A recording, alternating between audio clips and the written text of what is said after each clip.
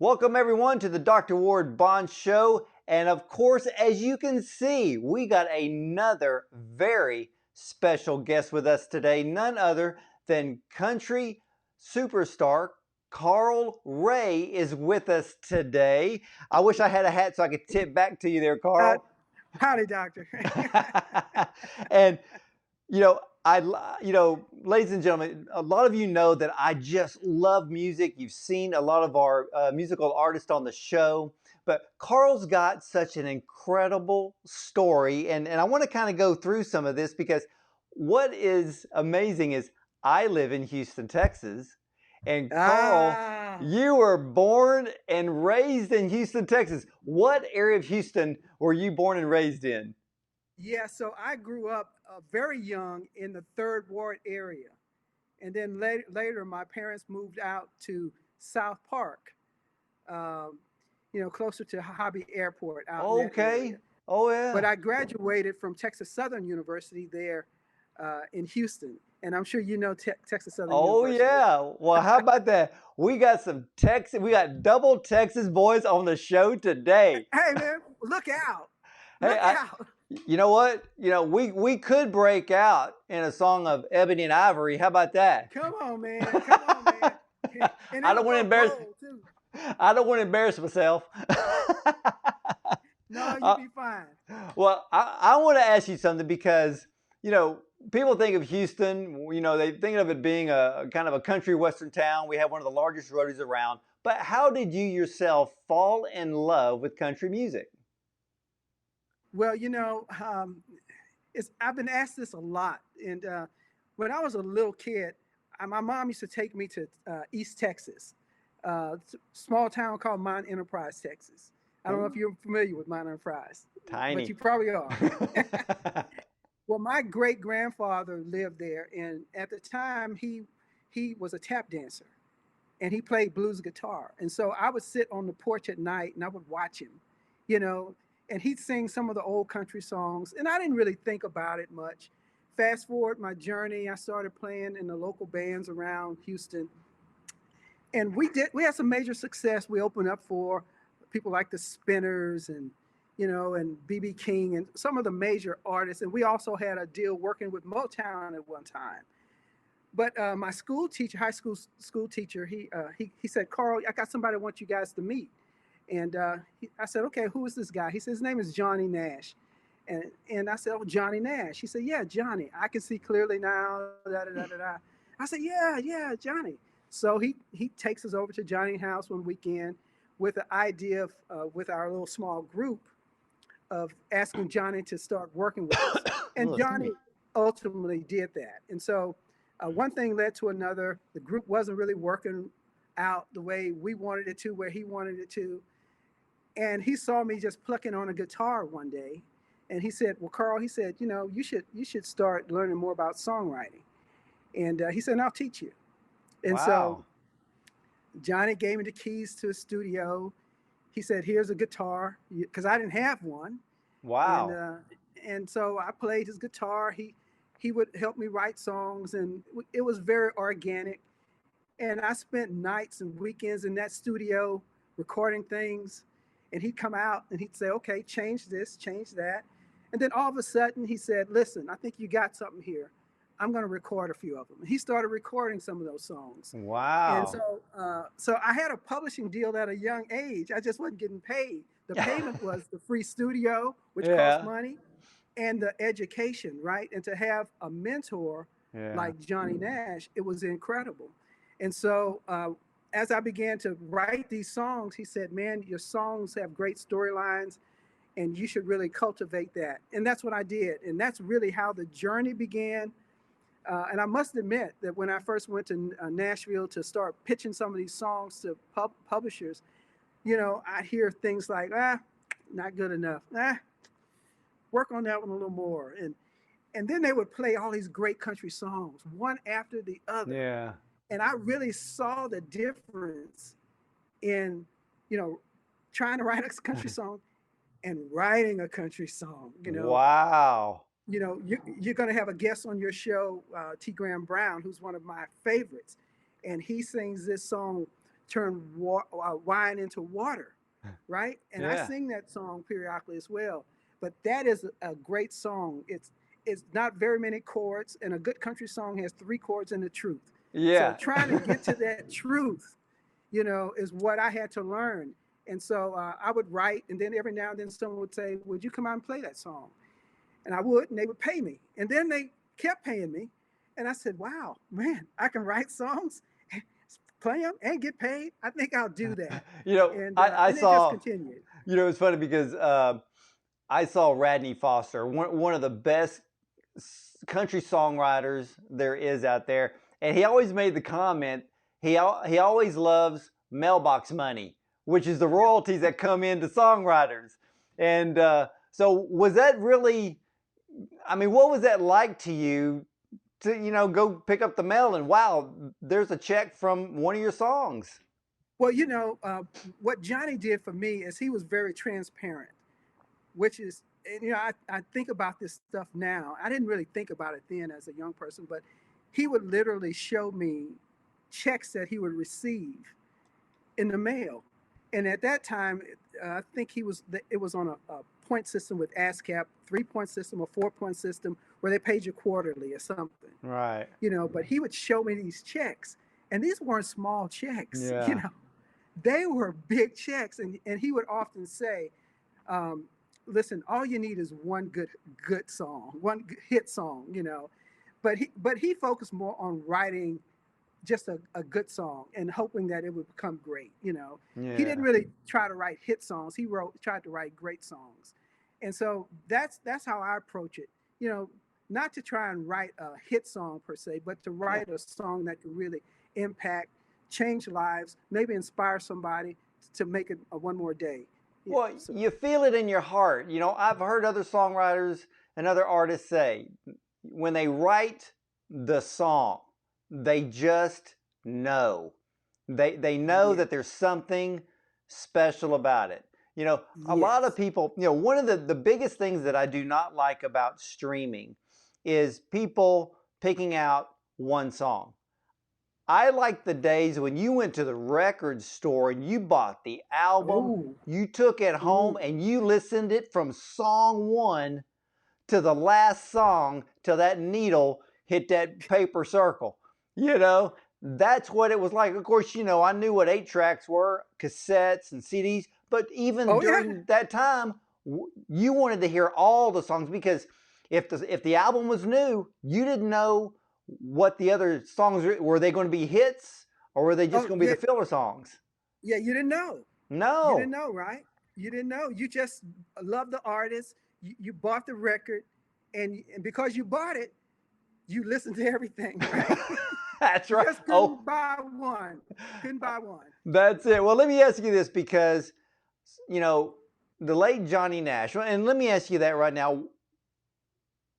When you heard that he had passed away, what were the thoughts in your mind? Well, Johnny had gotten sick, but prior to getting sick, I would go home and I would call him, and sometimes he'd call me back. It had gotten to where the calls were longer. He would call me back the next day most of the time, Yeah. but sometimes it would be a month. So as he got older, and you know, it kind of the times kind of strung out a little more. Yeah. And so I thought about all the discussions we had, and I remember one tender moment. Uh, Johnny taught me how to ride a horse. He taught me how to saddle a horse. He taught me how to to sit on a bull. He taught me how to hunt and fish. And we would go hunting up in a. He had a little cabin. A little. It was not a cabin, but it was a trailer home. Like these trailer homes on Oh on yeah. on about 15 acres, right? But we would go up there and we go hunting and fishing. I remember sitting on the porch one night, and the stars were just so bright, and you could hear crickets, and you could hear all those things, and it was just beautiful. And this wasn't unusual for Johnny, but he just started singing. I can see clearly now, Oh you know, my gosh. and it's almost like you could hear his voice just soar through the woods. And then I would sing harmony with him. We sang harmony a lot, and that's not, I think about all those things that we did together. He was like a brother, a mentor, sometimes a father, a friend, a coach, and sometimes he needed some advice, some help. Yeah. And and we had a really good friendship. So when he died, I thought about all of those things, and I Wow. thought about how blessed I was for a person like that to really sow into me in my life, and to choose this young person to inspire. Not only, mentors will help you, but there's such things as sponsors. Sponsors will actually pick up the phone and Right. say, "Hey, you need to listen to this guy, or you need to hire this guy. I think he's this." John was that mentor and sponsor, and Wow. so it just taught me that we're here on earth not only to consume but to give back. And so as we live our lives every day, the question becomes, how do I make my life and this life better for someone else as well along the way? Wow. I love mentors. I've had mentors. You never Yes. forget them. But Yes. those are memories you can relive over and over again. And let me ask you this, I know that Johnny Nash is a musical influence. Who are some of your other musical influences, especially with Yeah. you being in country music?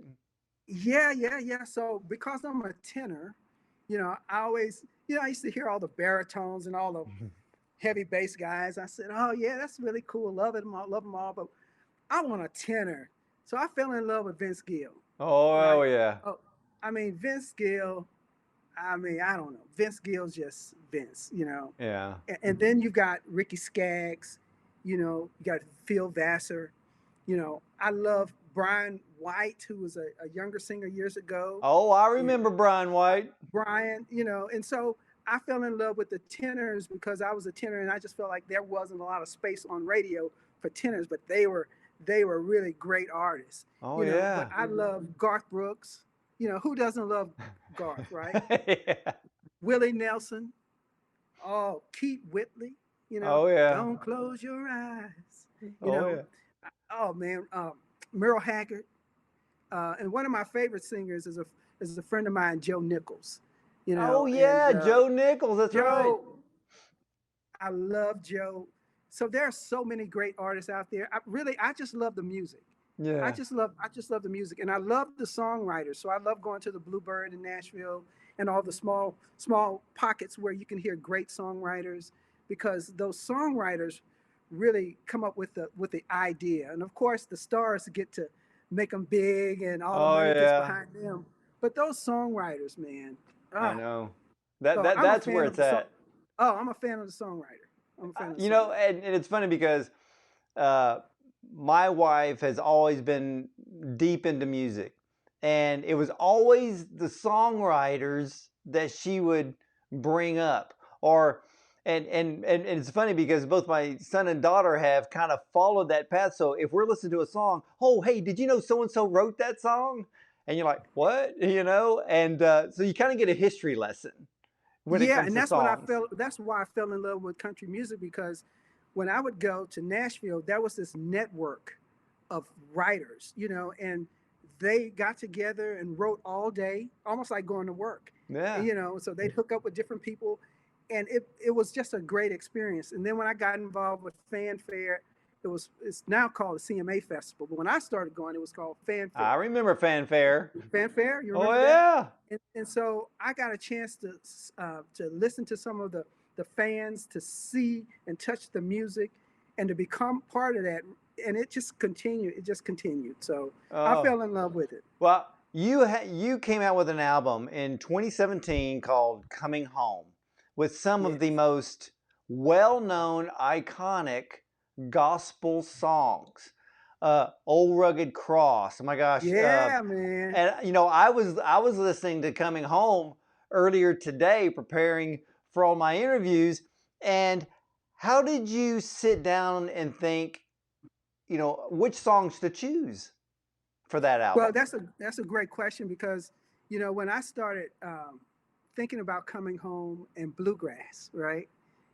I love bluegrass music because for me, I think it showcases my voice a little more because of the acoustic part of it. And growing up, we sang at church, we sang at reunions, and our family would huddle together. And so I remember that. And that's a big part of my life. And so when I wanted to start thinking about something new, Greg Cole, who produces a lot of records for Sharon, I think Easley, or he's worked with Vince Gill, he's worked with Daryl Singleton.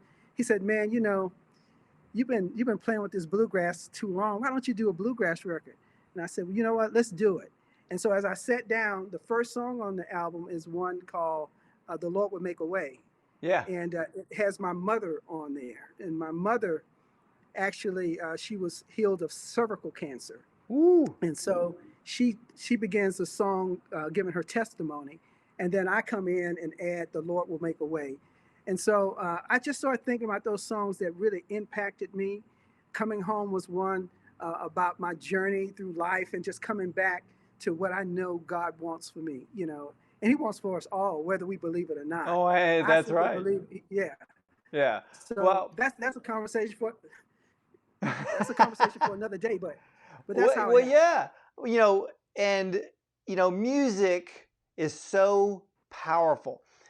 Music creates memories. I mean, we hear certain songs, it's like, oh, it kind of takes you back in a time when you first heard the song, or maybe Absolutely, something happened in your life and in the background that song was playing and for some reason you remember it.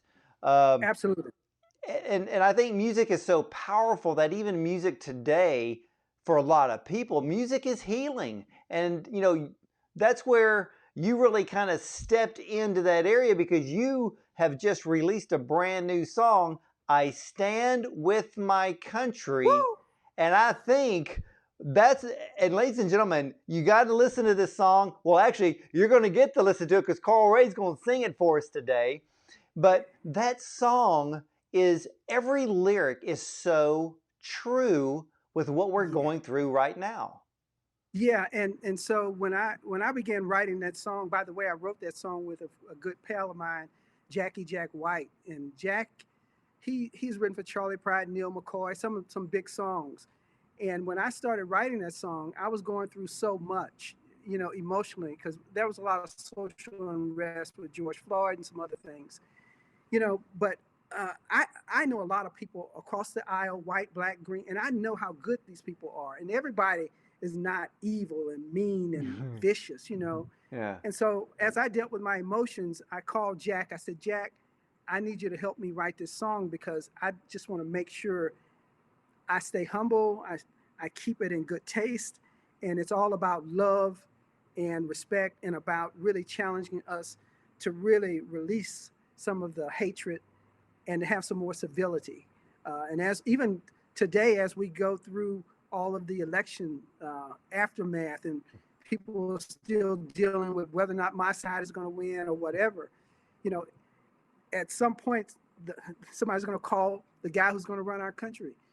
And so I believe we're called to pray for that person, whoever they Yeah. are, regardless of what party they are. And I also believe that we have to continue to work out our differences with respect and love. And this Yes. song call is a clarion call for the heart.